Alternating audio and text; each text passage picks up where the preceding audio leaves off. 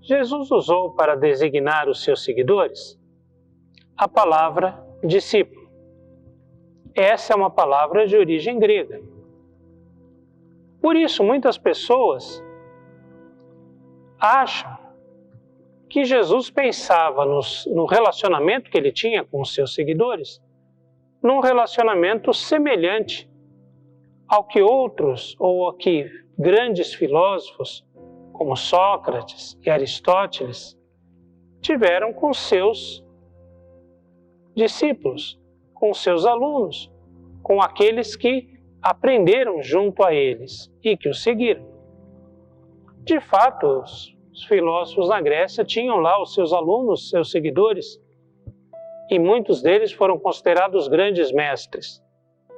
No entanto, penso que Jesus, pelo seu ministério como um todo, pelo conjunto das suas ações, das suas atividades, das suas palavras, penso que Jesus esteja muito mais próximo dos profetas do Antigo Testamento do que com os filósofos da Grécia Antiga.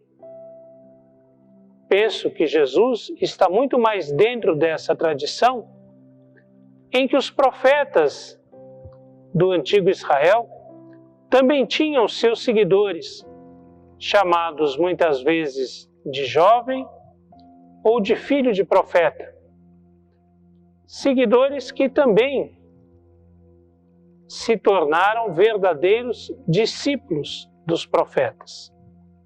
Penso, para exemplificar essa relação, nas figuras de Elias e Eliseu. A Jeú, filho de Ninsi, ungirás rei sobre Israel, e também Eliseu, filho de Safate, de Abel-Meolá, ungirás profeta em teu lugar. 1 Reis 19:16.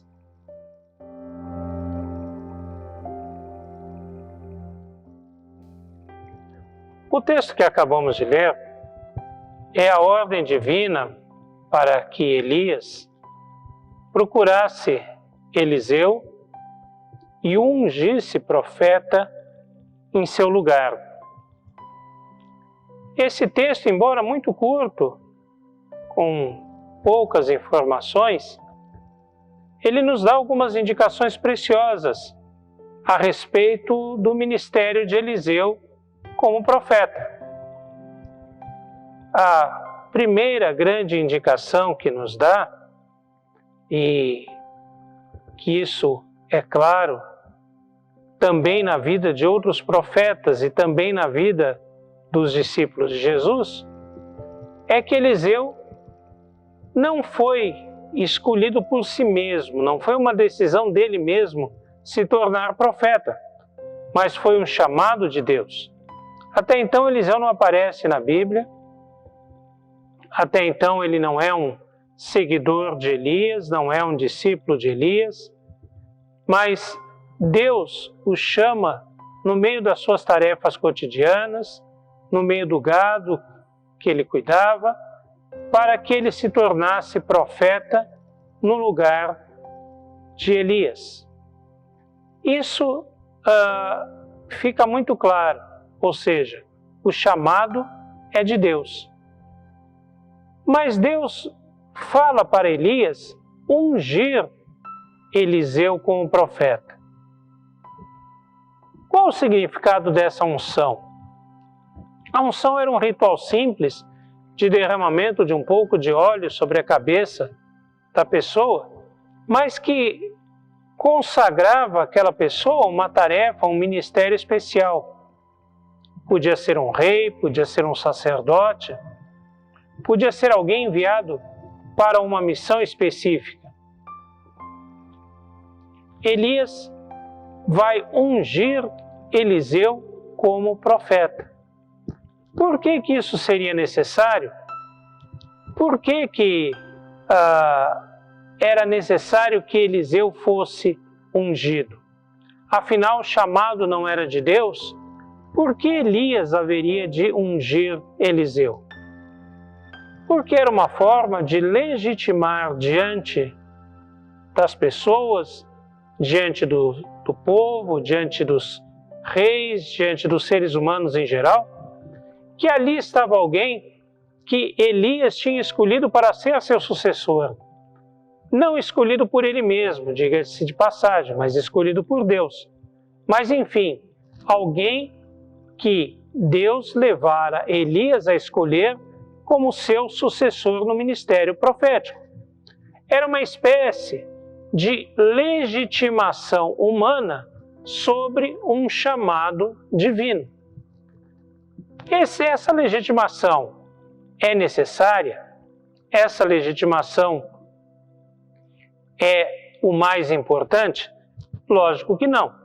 O mais importante é o chamado divino. Mas essa legitimação é uma demonstração diante das pessoas que aquele profeta já reconhecido como mandado por Deus, Elias, reconhecia agora Eliseu também como chamado por Deus para sucedê-lo no seu ministério.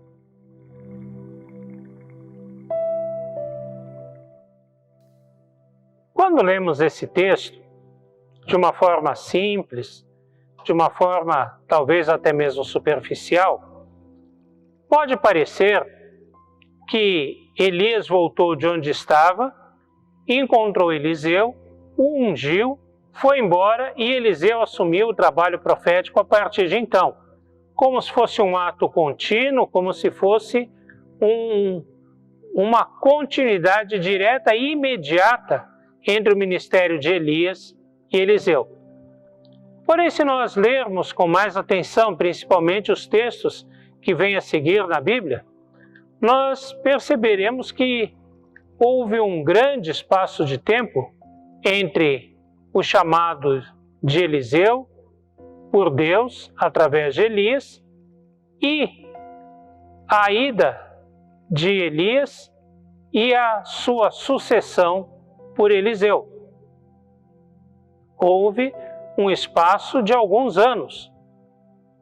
E aí nós podemos entender que Elias, durante todo esse período, acompanhou Elias no seu trabalho diário,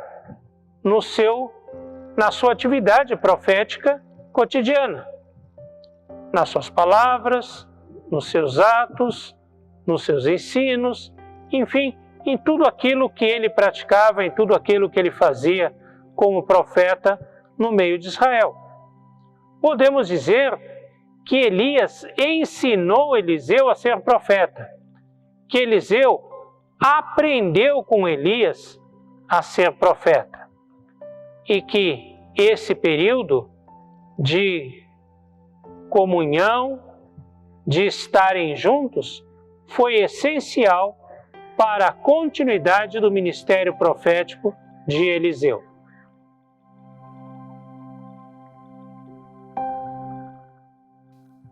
O movimento profético em Israel é composto por profetas de diferentes matizes, diferentes tipos, atuaram de forma diferente, com pregações diferentes de acordo com seu contexto histórico, de acordo com a situação e que enfrentaram, de acordo com a situação a partir da qual enfrentaram essas situações.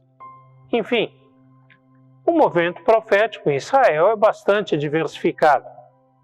Então nós temos profetas muito diferentes entre um, entre outro. Porém, entre Elias e Eliseu, há uma tal identificação, há uma tal sequência, uma tal proximidade em termos de palavra, de pregação, de aproximação de ministério, de atuação muito parecida. Eles são tão parecidos, tão próximos, e até o nome de um e de outro é tão parecido com o outro, que já chegou a ter gente que defendia que, na verdade, os dois eram um profeta só. não penso dessa forma. Acho que eram dois profetas. Porém, um verdadeiramente discípulo do outro. E como discípulo, seguidor, filho de profeta do outro, foi alguém que seguiu muito próximo ao tipo de profetismo, ao tipo de javismo, ao tipo de fé, ao tipo de prática religiosa que o outro defendia. E por quê? Porque pertenciam aos mesmos estratos, à mesma sociedade, à mesma cultura? Talvez. Porém, a identificação que existia entre eles é muito forte. O aprendizado que houve de um para com o outro, muito forte. A presença de um é tão grande na vida do outro que isso se retrata por uma expressão que Eliseu usa no final da vida de Elias. Ele pede que Elias lhe dê porção dobrada do seu espírito, ou seja, algo de si mesmo, algo que estivesse influenciando decisivamente a vida e o ministério de Eliseu. Portanto, em Eliseu, como talvez em diversos outros filhos de profetas que teríamos no Antigo Testamento, nós podemos aprender que o discípulo do profeta dá continuidade ao ministério do profeta em todas as suas características, em todos os seus aspectos, na sua visão de fé, na sua prática religiosa, na essência da sua pregação. O ministério do discípulo do profeta é a continuidade do ministério do profeta.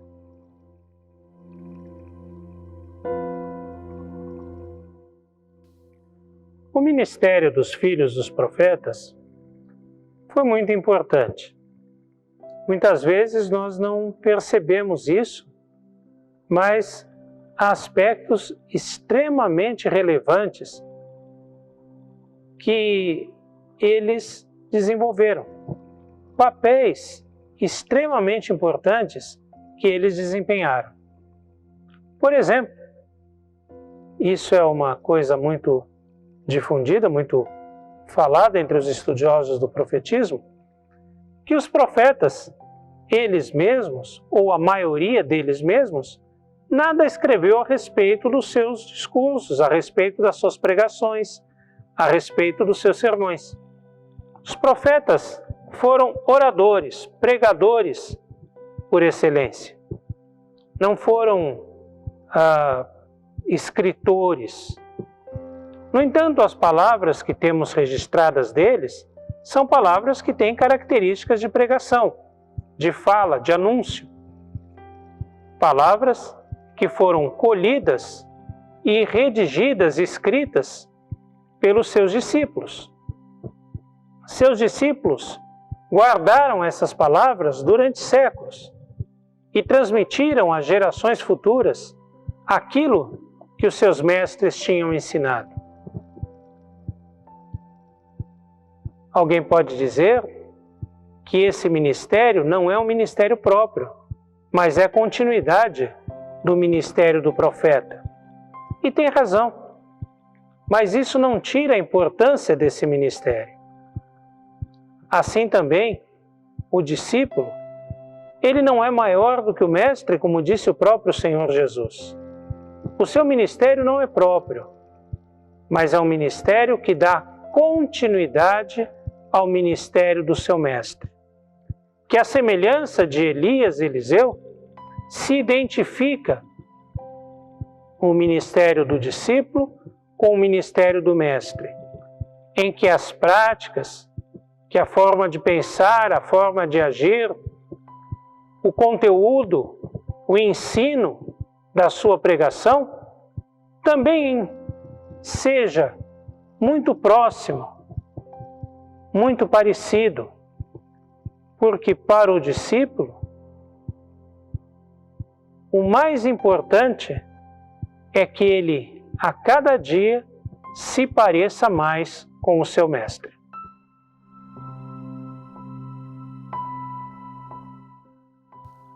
Prezados irmãos e irmãs, povo da primeira IPI de Santos, nós estamos nessa situação em que precisamos ficar em casa e temos que ficar, temos que nos cuidar, por conta de toda essa pandemia que estamos vivendo. Por isso não temos podido nos reunir, podido nos abraçar, podido nos encontrar, como é tão importante, tão característico da nossa igreja, do nosso povo. Mas temos tentado nos aproximar e não nos esquecer através de algumas formas, como os vídeos que temos gravado, as aulas. Nessa Sexta-feira Santa e no domingo de Páscoa, nós estaremos promovendo mais uma atividade para nos aproximar um pouquinho mais. Nós vamos ter cultos através de videoconferência. Aqui, vocês devem estar vendo os links, tanto para baixar o programa, o Zoom, quanto o link para entrar nas reuniões programadas. Na sexta-feira, estaremos abrindo a sala a partir das 15 para as 11 da manhã. E no domingo, abrindo a sala a partir das 15 para as 7 também da manhã, com o culto da ressurreição.